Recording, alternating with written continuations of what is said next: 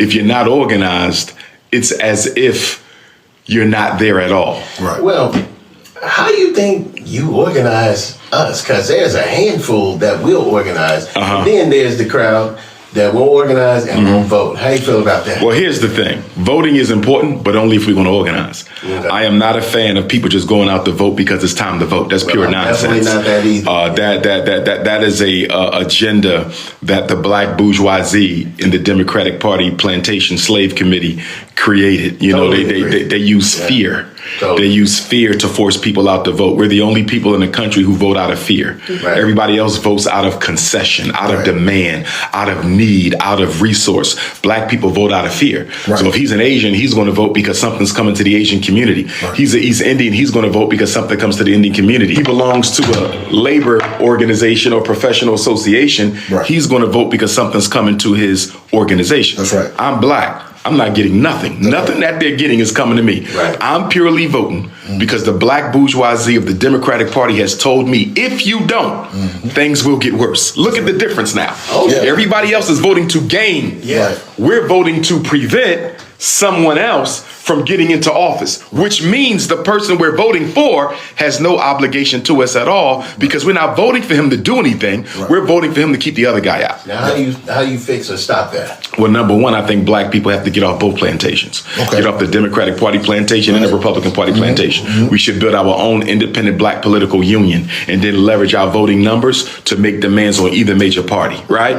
There's never going to be a black president unless they want one. Right. And I don't want another black president because truth be told, the reason we're in the situation we're in is because we gave Barack Obama 8 years to do whatever the hell he wanted to do to black people.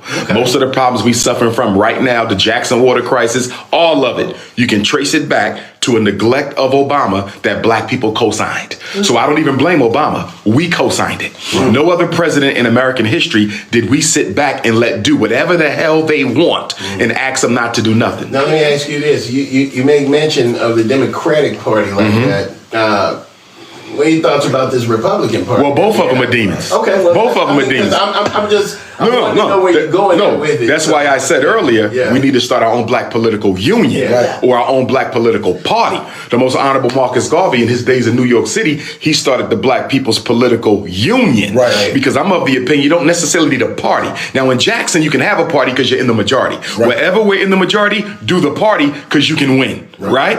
If you're not in the majority, do the union so you can influence whoever does win. Okay. As long as Democrats know they get our vote no matter what, as long as Republicans know they don't no matter what, we'll never be taken seriously by either candidate. That's right. It's like walking into a supermarket and paying for groceries that you haven't even taken off the shelf yet. That's exactly what we do every election. Look at President Joe Biden. President Joe Biden, 1 year before the election, said that the #1 civil rights issue in America was transgender equality. He tweeted this 1 year before he got elected.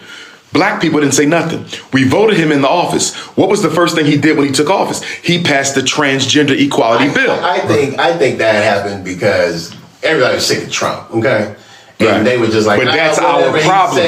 But that's our problem because we reduce the machine of racism to individuals. Right. Racism is not an individual. Donald Trump is not racism. He is a racist, but he is not the system. What they have done to black people's political demise, if they have brainwashed us and convinced us that racism is a individual personality disorder. It is not. Racism is a group system developed by white people to disenfranchise all black people so they can control resources, opportunities, and privileges. All white people are racist. Everyone. Because everyone. There's no white person who's not a racist. Let me finish this point because I want to make sure you understand this. When I say all white people are racist, that doesn't mean that they're all bigots. There's a difference between being a racist and a bigot. A bigot, I hate you because you're African. A bigot, I want to kill you if I can. A bigot, you're the N-word to me. A bigot is emotionally committed to your destruction because you are black. The racist is committed to control of the resources and opportunities and privileges that you need in order to survive. In other words, I can like black people and still be a racist. Right. Because my racism is not about hating you. It's not about something being wrong with Africa. It's not about your inferiority. My racism is about one thing. keeping white people in charge. Gotcha. And this is why black people don't understand racism. We think white people gotta hate you to be a racist. No, they don't. They simply have to be invested in what? The disproportionality, the inequality, the racism, the discrimination, keeping the resources in white hands. That's all racism is about. It has nothing to do with personal relationships. And this is why when black men lay down with white women or black women lay down with white men, your mate is still a racist. That's sex. That's a family. That has nothing to do with their obligation to keep white people in charge. Gotcha. Now, I say all the time that Mississippi government is just pure racist. Of course it always has been. Right. And they really snuck this bill through before anybody could do anything about it. And then it just pops up out of nowhere. And now they want to change everything. And the bill got passed. So what do you think about this? As far as the Mississippi You're absolutely right in what you're saying. But again, I'm not going to single them out because they're all racist. Right. You understand? So racism is a fact of reality for African people. This country and the whole world is run by power politics. Right. So the question Black Jackson and Black Mississippi has to ask itself, how do we develop our power politically and economically and socially so we can push back against some of these things? Because if you don't own nothing, if you don't control nothing, if you don't even have your numbers together so you can force your agenda, you're going to always be the victim of everybody else's agenda. Right. So the question becomes, what are we doing wrong that we cannot influence what they do? That's the question. And to that point, I would argue that we as black people have gotten so complacent and comfortable with the toys of white society that most of us are okay being on the bottom as long as we can watch the Super Bowl and get on TikTok. You understand? So racism has created this little box of existence for black people that we are comfortable in. I always say the big difference between black people and white people are in the pursuit of power, black people are in the pursuit of money. Yep. Because, like, there are few black people in the legislature, and anything I feel like they put out or try to vote on is going to get turned down anyway because they're outnumbered. Yeah. And there's another reason for that too. Number one is because they're black and they're outnumbered, as you said. Number two, they're all married to the Democratic Party. That's number two. You understand? So let us be honest. Let us make sure we frame the argument correctly. Hold on, let me finish this. It's not just about they're against us because we're black. That's number one, hands down. But on top of that, you belong to the enemy gang. You belong. So you're not just coming here fighting for black people. Right. You're coming here fighting for the Democratic Party of Mississippi's agenda in the name of black people. Do you see that? Right. So if I already got a big fight on my hands, being black, why am I going to add the Democratic Party of Mississippi's agenda on my back too? In other words, your fight is not even a pure fight because you claim you're fighting for black people, but you're actually fighting for the white Mississippians' Democratic agenda. Drop the Democratic agenda and make it an all black fight. So where do we start with that? Like getting the people all on one accord, or what are some of the tools or tactics we can do to exercise that, to get black people on one accord, to get off of the plantations, like you said, out of being Democrat, because that's all they know. Exactly, that's all they know. We've been voting Democrat for almost 100 years. And you're absolutely right. And I always tend to go back and ask black people, do you even know why you're Democrat? Or even white people, why are you Republican? And they can never really give me a solid answer. Right. I mean, what do you think that is? Why do you think that is, in your personal opinion? Well, one of the biggest reasons that you have so many white people who are Republican over Democrat is because during the civil rights era, the Democrats were painted as the party of the blacks. Although we know Lyndon Baines Johnson, John F. Kennedy couldn't give a damn about black folks. They waited to the very last minute to send troops into Little Rock and everywhere else. You understand? So it was never about caring about black people, but they end up getting forced into it because once America started playing international police around the world, they had to clean up their image. And part of cleaning up that image is making white people accept black people through desegregation. So in the Democrats being effectively painted by the Republicans as the party of black people, after Lyndon Baines Johnson left office, Nixon, Ford, nearly every president thereafter, except Jimmy Carter, who was a Southern Georgia Democrat. Everybody else was a Republican up until Clinton. You understand me? So there was a national white backlash against the civil rights era. They wouldn't elect another Northern, or should I say, they wouldn't elect another Democrat after Carter until Clinton. So most of your presidents post-civil rights have been what? Republican on purpose, because white people see Democrats as a party of blacks, even though it's not. The problem is we also see them as the party of blacks, and they're not. Democrats are very clever because what they do is they manipulate Republican racism against blacks to the benefit of the Democratic Party. So, for example, let's take the George Floyd police bill. Still hasn't been passed, right? Hasn't. No. When the Democrats had a majority in Congress, it still didn't get passed. Nope. When the Democrats were in charge, it still didn't get passed. You know why? They didn't want the George Floyd bill any more than the Republicans. But what they did was they do what? They wait until the Republicans have a majority, then they bring it up for a vote. Okay. So now when it doesn't pass, the Republicans kept the George Floyd bill. So they had fault. Yeah. But what about when you was in the majority? Right. Why didn't it come to the floor when you had a chance to pass it? Because you didn't want it either. So what the Democrats do is they stifle anything that benefits black people while they're in charge. And they wait till the Republicans come out and then they enter it when they know it's not going to pass. Yeah. That's how they control us. We are literally under a two-party dictatorship. Black people suffer from the illusion of inclusion. Yeah. And that's what keeps us loyal to the Democratic Party or the Republican Party. Get off of both of them. Right. No white racist Republican Party is ever going to free blacks. How do you start this situation that you're talking about? Organize. Okay, I understand that, but how do you organize in a city like Jackson, Mississippi? Because we're gonna have to fight same way we did it 75 years ago. You know what I'm saying? Like, then fight them. Right. That's the black bourgeoisie. They're the gatekeepers. Right. And what you also got to understand too is in a state like Mississippi, the Democrats are only 2 stones throw away from being Republicans themselves. Right. That means your black Democrats have relationships with white Democrats who have agendas that are antithetical to black people's progress. And also your black Democrats have relationships with white Republicans that are antithetical to black people's progress. So we have to understand that behind closed doors, although it looks like a war in public, there's deals being made between black Democrats and white Republicans behind your back that keep us where we are. Okay. That's the history of black politics post-King. Right. So you have to do an investigation in all black elected officials from the top to the bottom and find out who's financing the campaign. Because until you know who's financing people's campaigns, you don't know whose agenda they're carrying out. Yeah. I don't believe in he's black, she's black. I don't play that. That's right. Show me the list of your campaign contributors and I'll know whether you black or not. Okay, all right. So you mentioned earlier about black people really just searching for money. Do yes, you think we're in pursuit of money. This is a reason that we can't join together, especially in a state like Mississippi where everybody's pretty much poor and they get an opportunity to come along and maybe backstab a situation that they might have been doing some good work in, but some money comes along and it changes everything.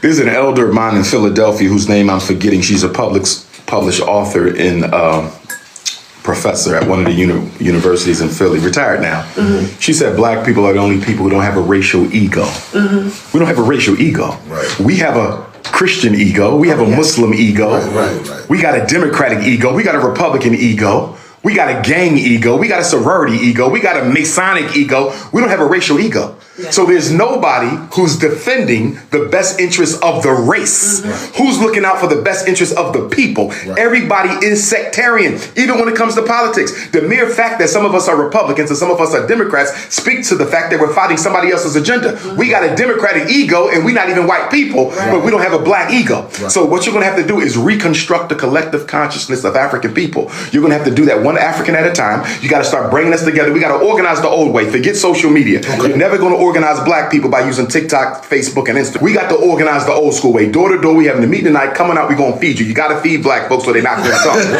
Because we're politically immature. We're politically immature. You also gotta entertain black people or they're not gonna come. We're the only people in the country, if you want us to come out, you either got to feed us or entertain us or both. White people don't need to be fed. White people don't need to be entertained. But Chinese don't need to be fed.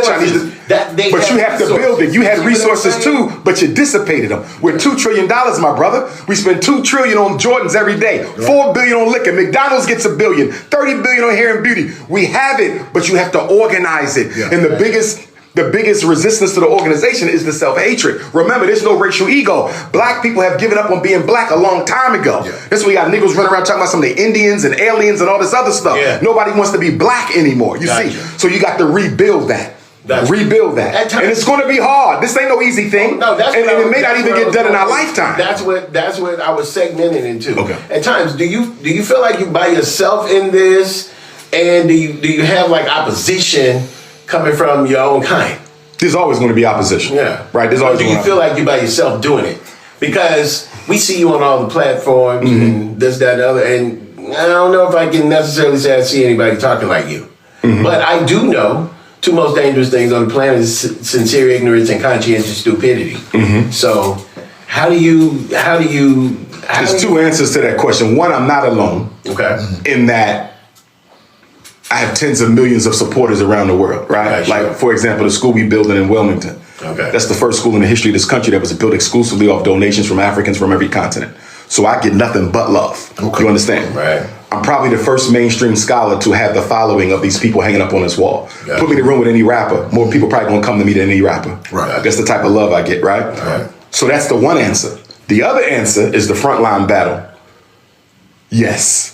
Because there's not a lot of black people who are willing to take the stands I take, who are willing to show up and show out the way that I do. See, if you look at most conscious people, the so-called conscious community, I call it fake woke, because all they do is do videos. Nobody's doing any activism. Right. One of the biggest differences between the conscious community of today and the civil rights era of the 60s is they didn't have the knowledge we have. They didn't have all the degrees, but they had the activism. Stokely was on the streets. Right. H. Rap Brown was on the streets. King, Malcolm, Mega, they was on the streets. Look at these guys today. Look at your YouTube being fake wokers. Yep. What activism? You never mentioned Dr. King. Well, King is, I'm a hero. I'm speaking at Dr. King's April 3rd. I've been to the mountaintop speech celebration in Memphis on the 3rd. So shout out to Memphis. I'll be on the 3rd. But the point is, these guys today have all this knowledge. Right. They don't do nothing with it.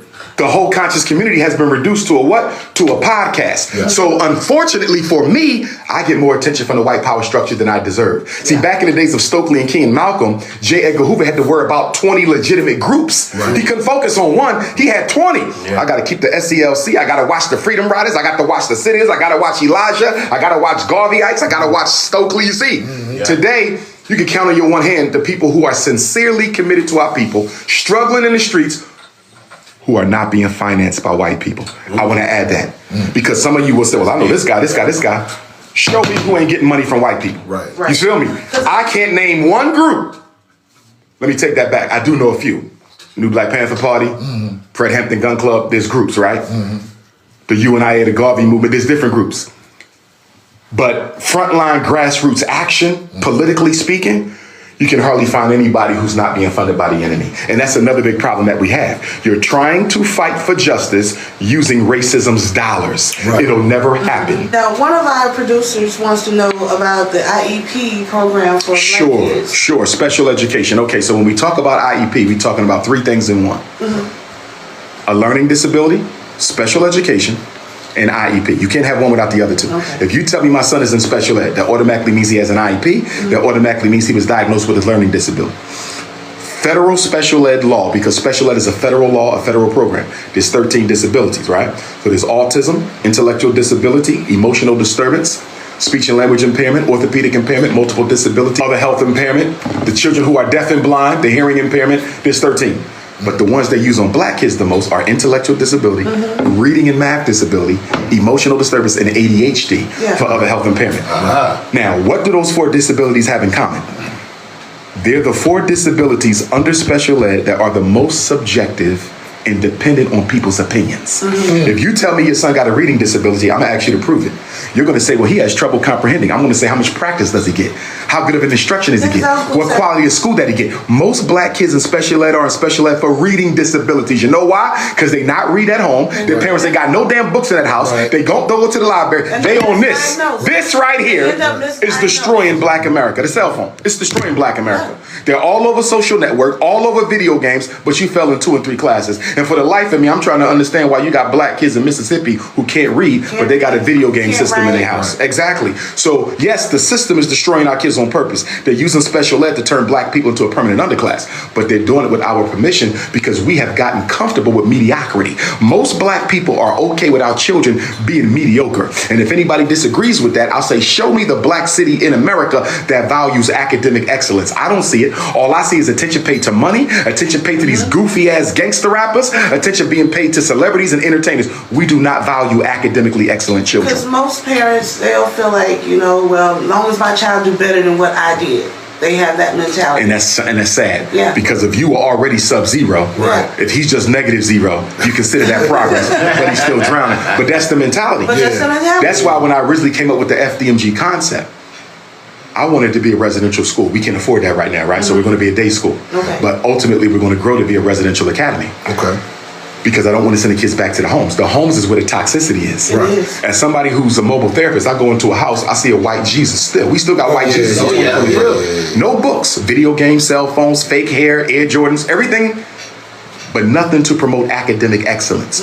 We are failing our children as much as the system, which is why I always say, if it was up to me, I wouldn't diagnose kids, I'd diagnose their parents. Yeah. Right. Wow. He would not have that reading disability if they didn't have a parent's disability. What would you say to the parents that would think like, oh, you want a residential school and you're not taking my baby away? What would you say to them? Keep your baby. I'm not here to fight nobody. You understand? If you want, I ain't here to fight nobody, brother. One thing about me, I will not be convincing anybody to send a child to my school. If you come willingly or not at all. Yeah. Now, what is your end game with being here today for Free the Water, Free the Land? To raise the consciousness, to motivate black people in Jackson to come together and understand that this only happened because we allowed it to. I don't like the fact that a lot of black people like to deify racism. And what I mean by deify racism is you get black people say the reason why they was able to keep that capital district is because God basically gave them the power to do it over us. In other words, we don't like to look at the role we play in the oppression we suffer from. And there's too much deification of oppression. It begins with the black church, obviously, right?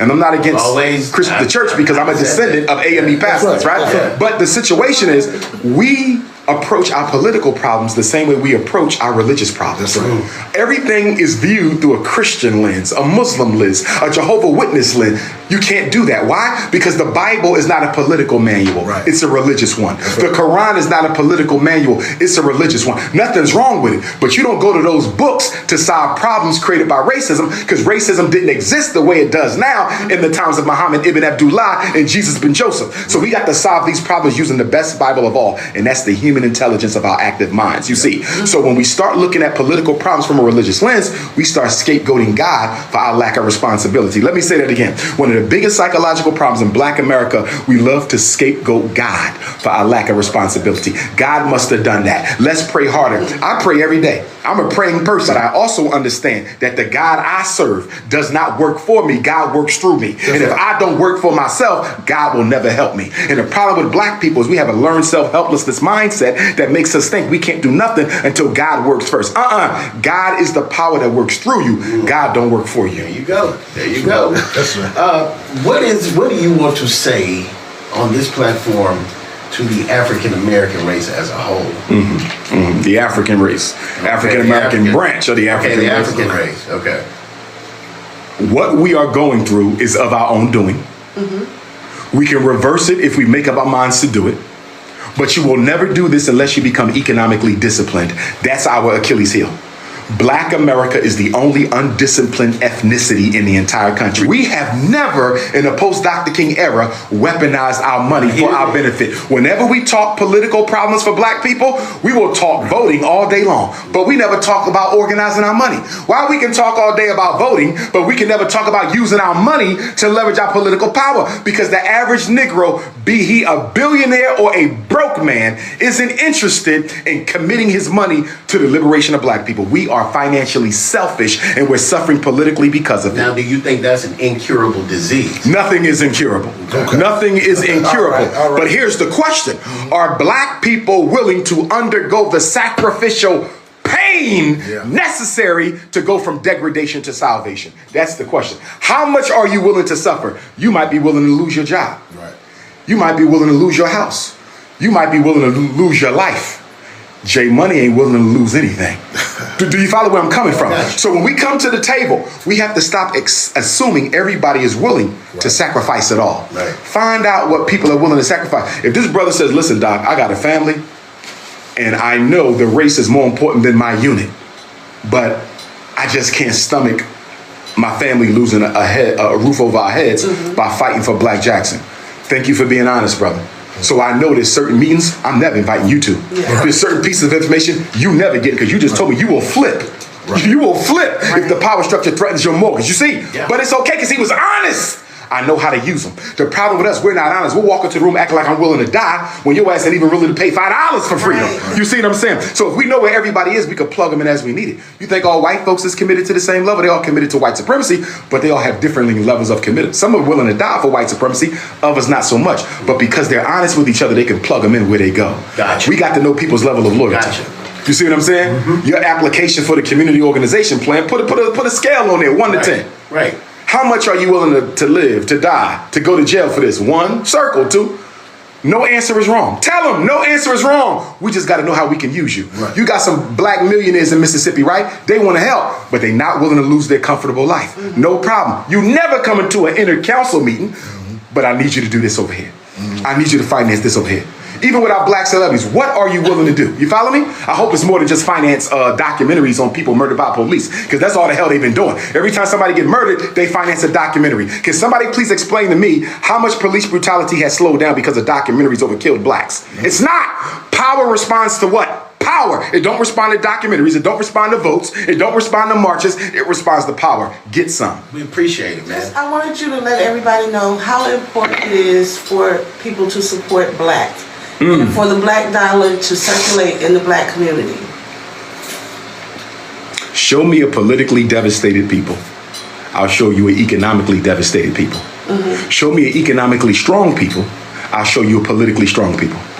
Your economic situation and your political crisis, they go hand in hand. They the top and the bottom. They the yin and the yang. And unfortunately for us, because we're not economically disciplined enough to use our money to benefit our liberation, we never talk economics. Think about all the conversations you've seen on TV. The revolt summits, CNBC reports, black church gatherings. We always talk about we need to vote. You hear about voting 99% of the conversation.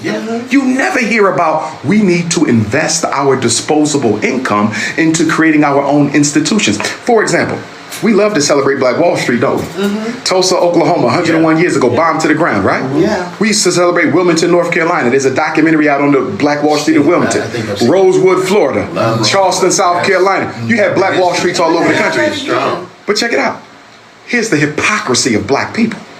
Why we keep on worshiping and praising these Black Wall Streets of a century ago, when we have failed to create one in this century? Do you realize there's not a black city in this country? We're 50 million. Across 50 states. 50 million across 50 states. You can show me a single city where we own independently, not white finance or government grants, independently, black school to educate the people, black hospital to save the people, black supermarket to feed the people, black bank to invest in the people. How is it possible? We are a $2 trillion people, the richest Africans in the world. We are the 10th most powerful economy on earth. Black America alone. You ain't got a single Black Wall Street to call yours. Wow. Chinese can come 5 years, they got one. Arabs can come 5 years, they got one. Why you ain't got one? It ain't exclusively due to racism. It's due to the economic selfishness of black people. We are not yet ready to put our money where our mouth is. All right, man. We definitely appreciate you. As I said, I'm related to Frederick Douglass. I'm a kin, not a descendant. His first cousin is my 4 times great grandfather. My 4 times great grandfather, Stephen Henry Bailey, his mother, my 5 times great grandmother, young Betsy, Frederick Douglass's aunt. She was sold into slavery from Maryland to Mississippi. My grandfather, Stephen, never heard from her again. Right? So she's buried somewhere. So for me, Mississippi is personal. Because she's one of the few ancestors who was sent from Maryland to Mississippi while she was still a youth. And we never heard from her again. So she's buried somewhere in this soil. Well, you'll find it. I want all your listeners, make sure you donate to the Frederick Douglass Marcus Garvey Academy. Do that, Tax exempt. It's tax exempt. Hit your Cash App, $FDMG School. $FDMG School. Hit your PayPal. PayPal.me/FDMG Academy. PayPal.me/FDMG Academy. If you want to send a check or money order, make it out to FDMG Academy, P.O. Box 9634 Wilmington, Delaware. 9634 Wilmington, Delaware, 19809. Black parents who have issues with your children, if you need expert consultation from an expert school psychologist, you can reach me by email, Dr. Umar Johnson at yahoo.com. You can reach me by website, drumarjohnson.com, or you can reach me by cell phone. Text message only. Do not call me because I don't answer numbers I don't recognize. Text message only. 215-989-9858. 215-989-9858. And also, I want to say this, if you want to work at the Frederick Douglass Marcus Garvey Academy, send me your resume. We are an independent school. Don't worry about being certified because private schools have a separate certification process. Send your resume to fdmgresumes@gmail.com, fdmgresumes@gmail.com. We need math and science and language and social studies, but we also need sisters who could do natural hair to teach our girls. We need men who know gun training, African martial arts, how to build websites, do documentaries, how to go hunting, how to go fishing. We're going to make our boys into men, the black men that black women need, so we can shut down the snow bunny crisis.